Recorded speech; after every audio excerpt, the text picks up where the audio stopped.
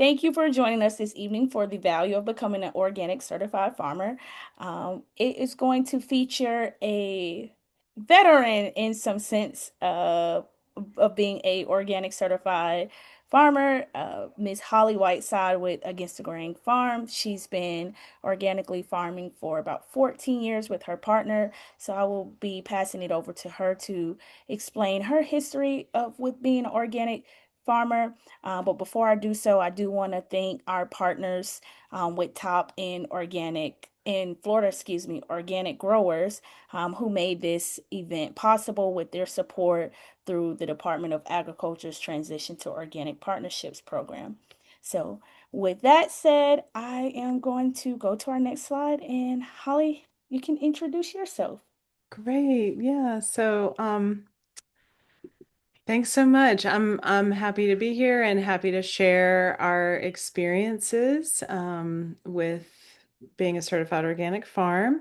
And I'm Holly Whitesides, and I want to just yeah, share a little bit about our process. And I'm wondering here if how I can advance the To slides. the next one. Okay. Okay, you're going to advance for me. Okay, so this is what we're going to talk about today. I'm going to introduce the farm a little bit. I want to talk about why we get certified, why to get certified, why we got certified, why we made that choice. And then I want to talk about just planning and preparation that can be helpful. And then you can click it again. And then successes and challenges. And then just field any questions that come up. And I'm happy to answer questions just as we go too. So if there's anything that would be helpful to clarify or any thoughts that come to mind, you can just shout it out. Yeah. So this is an overhead shot, a pretty current overhead shot of Against the Grain. We farm in Watauga County, which is outside of Boone, Western North Carolina. So we're right at 2,800 feet. But we are also like significantly north, say, of like at the Asheville area. We're a couple hours north. So we're in zone six, and I think technically 6A, though that might have shifted to 6B. Recently, I think we're right on the cusp of those zones. And we raise right at 2 acres, a little under 2 acres of certified organic vegetables in a market style system, direct market style system. So, pretty intensive vegetable production where we're flipping beds pretty frequently. And most of our field beds get 3 crops in them a year, and our tunnel beds get 4 crops planted in a year. And you can see the tunnel spaces. I don't know, can you see my arrow on the screen or no? Because I'm not, I wanted to just point out a few things, but Let me give you control. Give me 1 second. okay. Yeah, that's okay. To Um, and you can see that we have, let's see, 5 caterpillar tunnels. They're sort of on the left hand side of the screen. They're field length, so our field beds are all 125 feet. Then we have 3 high tunnels, and 2 of them are 72 feet long, and one of them is 96 feet long. And then we have a pack shed there and kind of in the center, almost in the center of the photo with solar panels on top. And then right across the farm road from the pack shed is a passive solar greenhouse where we start all of our own vegetable starts. Yeah, so that's a little bit about just a basic overview of our farm place. We live on 35 acres, so there are other parts of the farm where we raise some 100% grass-fed beef cattle, and we also have a few homestead enterprises like some beehives and some laying hens, and we usually raise 5 to 6 feeder pigs a year. But the main income generation of the farm happens in vegetable production. So, yeah, and you can go to the next slide. okay. And you should have co-host abilities, Oh, Holly. So it great. should be able, oh, excuse me, you Oh, should be able to request control to do the slideshow. okay, great. Let's see. Where would I do that? In the bottom chat, share, host tools. Mm-hmm. Nope. I don't, I'm not super familiar, so I might just Okay. have you just Yeah, I think it's fine. press if that's okay. No worries. Um, yeah, and so I put this slide up next just as like an explanation of part of what we do on our farm is we build our own compost, which has impacts in the becoming certified organic. And I'll talk about that just a little bit later, more details, and if people are curious. But we do produce our own compost on the farm, and then we also import a little bit of compost. But this is a special aspect of the farm because it's a place where we can take all the old parts of the farm and places like we backhaul pressings from a restaurant, a juice bar where we deliver produce weekly. We bring some of their pressings back. We get a lot of pre-consumer waste trimmings from restaurant kitchens delivered by someone. So we deliver to restaurants in town and then we receive trimmings back from them. Then we also have waste from the pack shed on our own farm. And then we have field debris, like when we're turning a crop or flipping a bed from one crop to another, we'll have field debris. And all of those things will come into the compost and then create this new substance that is soil building and really like plant enriching. And so it's just a really awesome aspect. And even if you're not a certified organic farm, it's still worth that energy and effort to build compost. Yeah, so we'll go next. And then I just share because definitely don't do this alone, nowhere close to alone. So on the left, you can see a photo of um, us as a really young farm family. That was our first season that Andy came to the farm full time. So we bought our farm in 2012. I didn't mention that. And the first season, 2 seasons, I farmed by myself with the help of a few students. And then I became pregnant with our first daughter. And so after she was born in the fall of 2014, Andy came to the farm full time in the spring of 2015. And at that point, the farm needed, we were asking the farm to support a family and not just contribute to a household. And so our efforts in all aspects of our farming really took a new step and had to come into a new place. And as a part of that, we wrote a holistic goal through the Organic Growers School. They offered a class called Holistic Farm Finances. I highly recommend it. It helped us write a goal and really understand fully how we wanted to make decisions. So we wanted to see the financial health of the farm and at the same time see the biological health of the farm and the social or the community aspect of the farm. And to bring those three things in when you make decisions has been really important and helpful for us. And now here we are. This was last spring on the right. We have 3 daughters, 2 dogs, one's hiding in the back, and you can see the impacts of Hurricane Helene off to if we're standing in the photo, off to our right or to your left if you're looking. We did sustain significant hurricane damage, but are rebuilding well. And just it's still ongoing. I'll just leave it at that. Yeah, so I just share this to say that our farm does support a family, and it takes all of us in the family, like recognizing that and being, yeah, just a part of our lifestyle and yeah, our farm. Okay, can go to the next slide.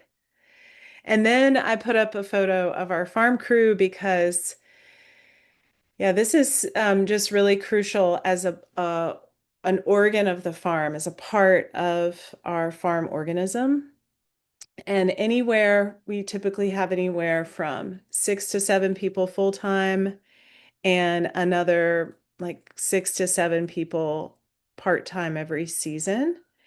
And some of those people just might even be with us a few days a week, the part-time people, but it really takes a whole crew and understanding uh, the needs of the crew has been a really steep learning curve for us and has been just really crucial to building a farm. Yeah, a successful farm. So we'll go to the next slide. And then I just bring up our market channels. We have 4 main market channels as a direct market farm. And these are really relevant to why we decided to become certified organic. We sell to restaurants, about 20 plus or minus restaurants in the peak season every week we list with, and we don't get orders with all of them every week, but that's our list, 20 to 25. Then we go to a farmer's market. We only do one farmer's market year round. Some farms that are small diversified vegetable farms like ours will often do 2 farmers markets, but because we started a family, it was hard for us to split on a Saturday and one person go one way and one person go another. So we've just stayed with one market year round. And then also we have about 100 member CSA in the main season, and then it's like a 20-week season, and then we have a few other seasons, so a shorter preseason salad share and a fall extension share, we call them. And those shoulder season shares are usually about 35 to 40 members. And then we also sell to 2 regional food hubs. So we'll go to the next. Can I stop and ask a question here, Yeah. Holly? You have a really diverse um Yes. market channel. Could you just speak to how you were able to like really cultivate those relationships and to really grow it and sustain it? Because just hearing you say 20 to 25 restaurants alone, I'm like, man, that's a lot of demand. And then you have 3 other channel outlets too. So how Mhm. are you able to really garner that collection of different avenues? Yeah, that's a really good question. So those market channels have developed over time. We started initially with restaurants mostly, and the farmers market really, primarily the market, and then a few restaurants here and there. And then we didn't want to start a CSA right away because it felt um, like a really big commitment to accept people's prepayments and then guarantee a delivery of some point. So we at first were a part and contributed to a multi-farm CSA, and that was a cool model. And then over time, as we became better farmers, we started our own CSA. But they've built like each market channel kind of has a positive and a negative. And the farmers market's great because you can go and you can just go with what you have. And the more consistent you are, the more you'll build your customer base, but it's a lot more forgiving. It's the same way with a restaurant. Like you can just list what you have, but the more consistent you are, like, and the more you can forge those relationships, the more orders you'll get. So, but they do have more flexibility than a CSA where you're really promising something to a group of customers or community members. Um, so what's just naturally happened is because we live where we live and our farm is located where it is, so pretty small population geographically, right, compared to bigger urban areas like Charlotte or, Greensboro or Raleigh-Durham, Chapel Hill area. So we've had to diversify in order to make it work. But the beauty of the diversification, everything has 2 sides. It's challenging on the one hand because it's so much to manage. But then the beauty is when we've had things like the global pandemic in 2020 and 2021, or then natural disasters like the hurricane, or if we have a really snowy winter or whatever, we have options of places. And that has really come out of the necessity when we asked the farm to become our sole income. It really changed. So we bought the farm, we didn't inherit the farm. And there's so much beauty in that because there's choice. We chose to be farmers. Um, and then the flip side of that is there's that economic push, right, to make that mortgage payment. And so, yeah, and so in asking the farm to be our sole income, we've had to be pretty multifaceted in our crops and also our market channels. But if we were in a different place, a bigger urban center, then perhaps one or two of these would be sufficient to do what we need. So, yeah, so our original motivation, there's a shot of our farmers market booth. And this was actually just last week, and it's kind of Andy's really excited. That's him in the back corner because we've like remade our farmers market display, and he's pumped. But our original motivation was just to set ourselves apart in a crowded marketplace. We happen to be at a really amazing farmers market. We've had people travel from all over the country and say, and come up to us and say, this is one of the best farmers markets I've ever been to anywhere. And I think it's just a combination of our community. We're not fragmented. We don't have multiple markets going on at different parts of we're, 60,000 people permanent resident town. And so we have one market and we've just got some really good farmers at that market. And so we were coming in 15 years ago and really having a hard time feeling like we could differentiate ourselves and attract customers. You can push the next now. And we really wanted that third party verification that customers would recognize that because as you build your customer base, you go from having a lot of one-on-one conversations where you can really explain what you do, and there can be a lot of conversation. People can ask questions, and you can get to know people. We did that early on, and we still do that as much as we can, but there's just a limit of time when you're trying to realize a certain amount of gross income in a market and move a certain amount of customers through your booth that you can't have all those conversations. And certified organic is a recognizable third party certification. There's certified naturally grown, which I think has become more recognizable over time. But for us, we just were like, this feels like something, yeah, that would really help us. We can go to the next slide. Yeah, so I don't have that little, let's see. No. Okay, so our original motivation also was that we could then also demand a higher price point because of that third party verification. We were already practicing organic farming, and and so we were like, well, this shouldn't be too hard. It was kind of naive, but we were like, oh, this won't be that hard because we're already basically doing it. Uh, and then after saying that, after the first year or two of becoming certified, we realized that the process of being certified itself and the things that certification want you to do actually just made us be better farmers, have better systems, have better records. And so it was a feedback loop that was positive for us. You can go to the next slide. Yeah, and so we also have decided to become Real Organic Project certified. I'm not sure if it's verified or certified now. I don't remember the word that they use, but this is a grassroots farmer-led organization, the Real Organic Project. You can check it out online.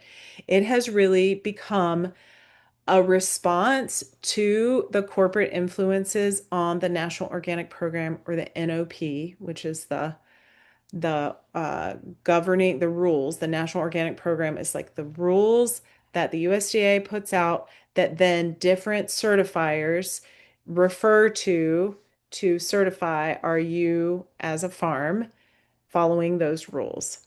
The National Organic Program rules over time, the longer that the government has had the program, they have lost, according to like the founders of the Real Organic Project and many in the organic farming movement, they have lost some of their bite. They have become was susceptible to that corporate influence and big, you might call it a conventional organic farming, not really small scale family farming, but the big corporate farming, organic farming. And so those rules then have really sort of divorced farms and the organic word and the organic like vision of the original organic movement from soil and animal vitality and health, and according to some people, and we would put ourselves in that camp. And so the Real Organic Project is a response to that. So it's an add-on that is totally separate from the National Organic program, but we chose to become certified. And at this time, it's free if you're certified already as an organic farmer. And I don't know if you can get certified if you're not already certified organic through the National Organic Program. But for example, the Real Organic Project won't certify you if you are growing hydroponically or if you're growing um, your animals, raising your livestock in a feedlot situation without giving them access to grass a certain number of hours or days a year. Um, and it also addresses employee rights. So every time they inspect our farm, we don't raise animals and we don't grow hydroponically, so they don't have to worry about those, or we don't raise animals to be certified. We do have some animals on the farm. Um, but they'll take some of our employees aside and ask them questions about their access to healthcare, their access to groceries, their how they receive their paycheck, how we communicate with them, and just some things like that. So we can go to the next, push forward. And for us, it's a way that we can really contribute to a movement that we feel really good about. Um, and it's just a way that we can be activists and still be farmers. So you can go to the next slide.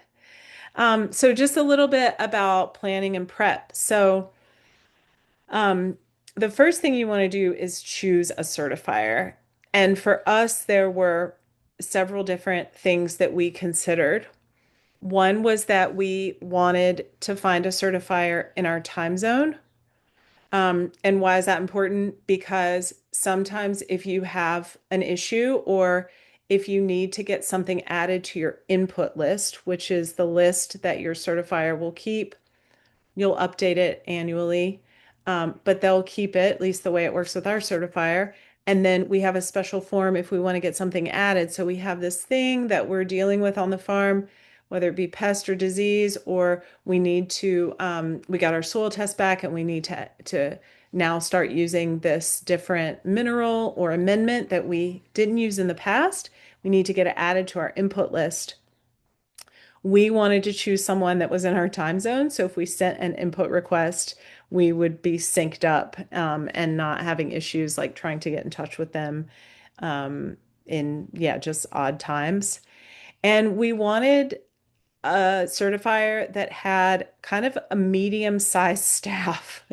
There are some organizations, certifiers, that are very small, only a few people, and they mostly work regionally, we found, like super regionally. And we wanted someone that like worked nationally but wasn't like a really big certifier with a really big staff that was also certifying a lot of, bigger farms. So we considered that when we were choosing a certifier, and we really wanted, because there is a cost every year, um, and it's 10% of your gross income. And we wanted, I'm sorry, 1% of your gross income, not 10%, is the fee. And we wanted to contribute that toward an organization that we felt like aligned with our values as farmers. And one of the main values we have as a farmer is that food should be grown in soil. And so we wanted a certifier that was, yeah, only certifying farms that use soil as their medium. And then we didn't do this, but we wish we had. So this is like a lesson learned, is to go ahead and before. So if you think you want to get certified, and you say, okay, you have a target date for when that might be, your first season, go ahead and request the forms ahead of time so that you can really start to get a feel for what every certifier interprets the rules a little differently. And so different certifiers have different forms and the way they want the information brought forward. And so it's really helpful to look at those, because then that can inform the records you keep, so that you're gathering the information that they need, If not in their form, we don't actually use any of our certifiers' forms, but our records will help us really easily get the information we need. Quick question here, Holly, Yeah. 'cause I know that with being organic certified, you all have to have a inspection. Mhm. How often are you expected? Is it yearly? And then how is that, how does that impact you? Like, is it time consuming? Does it um interfere with you guys' growing season? Can you tell me a little bit more about what that process is like? Yeah, for sure. Well, for us, um, the certifier that we use, all of our paperwork is due like March 1st. So they send all last year's forms with this year's date on them in January. And then they tell us you have, until March 1st to get all this updated for the current year and sent back. So we do that. And then sometimes there's a little bit of back and forth. And then the inspection, it really just depends. We'll get a call or an email. We've gotten both from our inspector. And sometimes the inspector has been employed by our certifier. So we use a certifier called OneCert Inc. They're based out of, actually, I think they're based out of Nebraska. And then, but a lot of their folks are in East Coast time. A lot of their employees work from home and are in the East Coast time zone. And then, so sometimes our inspectors are direct employees of them, and sometimes our inspectors are independent contractors that they've hired to do our inspection. We have seen similar, like the same inspector. Usually we don't see the same inspector for more than 2 years, and then they'll cycle a new inspector. So it's like to keep everything fresh and to keep fresh eyes on it. But we've like one inspector that we've had the previous 2 years, then we didn't have him for a year or two, but then we had him before that. So we get to see him every couple of years, and that's really cool. Um, and then they'll just schedule the inspection based on when they'll be in our area, usually. So again, it just depends. It used to be that Clemson University in South Carolina had an organic certification program, and they had inspectors. So they were certifying a lot of farms in our area versus one cert. I don't know primarily where most of their farms are, but I don't know of any other farms in our area, for example, that utilize one cert. So it's pretty like it's more limited of when they come. So usually the inspector will say, I'll be in your area the 14th, 15th, and 16th of July. And what day is going to work best? Then we find a time. But they've come at different times of the year. Sometimes they come high summer, sometimes they come in the fall. I don't think we've ever had an early spring inspection because we're typically just turning our paperwork in at that point. But that's the cycle, usually every year. And then later in the fall or in the winter, we'll get our paperwork, like our certificate that if we have any minor non-compliances, that'll be addressed then, anything that didn't line up with the rules. And then we'll get our certificate that will be valid for a year. So it'll cover us until the next time we get a certificate. So the cycles are a little offset. Did that answer your question? Great. So then I just wanted to talk about a few of our records, um, because the records, and sorry, the um, font is so small, but I just want to fit it all on one slide.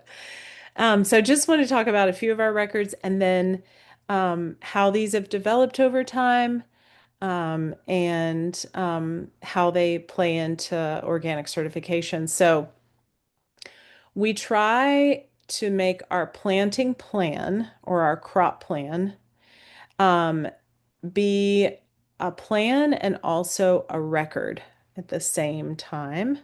And we do it on a big spreadsheet, and out in different tabs of the spreadsheet are different notebooks that we can print. And so one of the notebooks is our greenhouse notebook, that again serves as a plan. So it tells you the date and the target date, the crop, how many trays and what size cell to sow, what varieties to sow.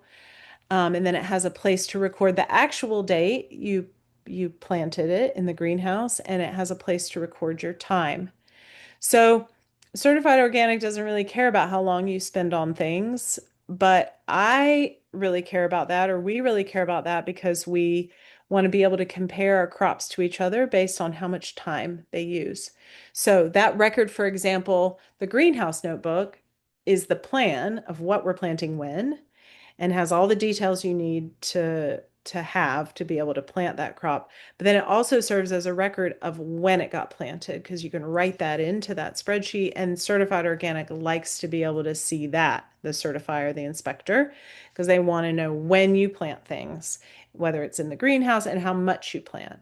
Um, because one of the big things they do is an audit, a back trace audit.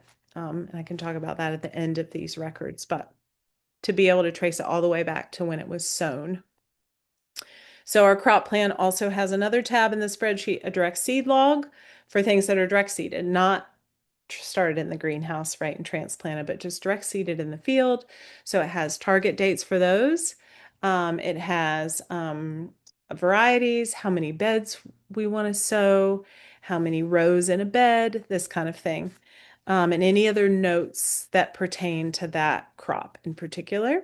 And then there's also a transplant log. So anything started in the greenhouse, um, and then transplanted in the field. Again, it says a target date, and it says the variety and how many beds and how many rows in the bed, information that you would need to transplant the crop. So that's one bit of farm record keeping that we do. Then we have also we track production, and this is a hard thing sometimes for people to do, but and the certifier doesn't necessarily want to see all the tasks that you do between planting and harvest. They really care about when you spray something or apply something to the soil. So when you put things out on the soil, or when you spray things on the plants. And so some people, if they're not tracking all their production data and all their production tasks, everything that's done, whether it's weeding, trellising, pruning, mulching, those are the big ones. Um, if people aren't tracking all that, they're at least tracking what they put out in the form of their amendments, and also what they might spray on the crop. And so that can be tracked individually, but we like to track all the things because, again, as I mentioned before, we do something totally separate from certified organic, and we track the time we spend doing everything between planting and harvest, and we call it production data. And we want to know how long we spent doing things that wasn't planting and wasn't harvesting to every crop, because that's how we compare crops to each other, and that's how we decide how much of something to plant or what to plant more of or less of, based on the rates that those crops give from their income and the time that we spend on them. We have a digital data sheet for this production data where it's on our farm computer, and we enter everything in every day that's done, everything between planting and harvest. Then we also have a harvest digital sheet. And certified organic really wants you to be able to say how much of something you harvested, what crop it was, what field it came from, and they want you to give things a lot number. And this is specific to if you are selling items not directly to the end customer. So if you're selling to a CSA or to the farmer's market, you don't need to write a lot number on your box or your label or your bag. But if you're selling to a restaurant or to a food hub or to like a grocery store, they want a lot number. And so that's one of the data points on our Harvest Digital sheet as well. And then we also track income. So we create digital invoices. We use an online bookkeeping system called Ambrook that's built for farms. Um, People use QuickBooks. There's lots of ways to do it. but we like to create digital invoices, and that's great and revolutionary for us. We used to do them all carbon copy when we first started the farm, but then to be able to total up how much just gross income you realized for each crop is so important. Certified Organic wants to be able to look at an invoice. Your certifier wants to be able to look at an invoice, your inspector, and say, okay, you sold tomatoes um, on this day to this customer. And then they want to trace it back through your harvest records. And then they want to look and see if you sprayed it with anything or if you put anything on the soil, but we can show them all the production records related to those tomatoes. And then they want to trace it all the way back to when it was transplanted and all the way back to when it was seeded in the greenhouse.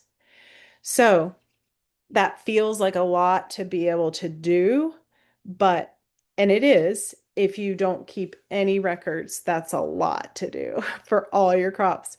But by starting to think about what information do I want to know so that I can make decisions and lay that next to what information my certifier wants to know and therefore create a record keeping system that can meet both of those needs. You can go to the next slide. Successes and challenges. Okay, so something that has been really positive for us is our original motivations of wanting to stand out in the marketplace, yield a higher price point. These have all been realized for sure for us. Um, One of the things that we don't like is we feel like we have to ask permission to do things.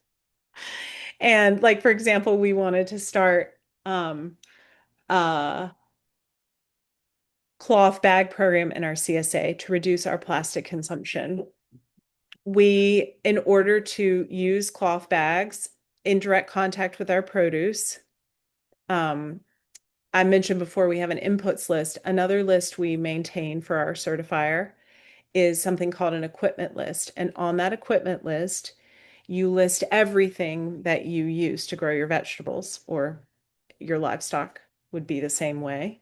We don't certify our livestock because that would be dual certification and dual certification fees, and it's not worth it for us. We just do the vegetables, but um, you have to write down everything from the tools you use in the field, the hand tools, the transplant, our paper pot transplanter that we use, all of our tools, everything down to the hand hose, like every little thing we have, plus everything we use to harvest with, all of our harvest equipment, right? And all of our packaging equipment, all has to be listed on this equipment list. Now, what I will say about the equipment list and the input list, it's really like the first year that is the hardest as you're generating those lists. And then once you have it, at least our certifier, they just send us last year's list with this year's date and we update it. We make any adjustments we need to. We submit any paperwork that we have to support that. Hang on one second. I'm getting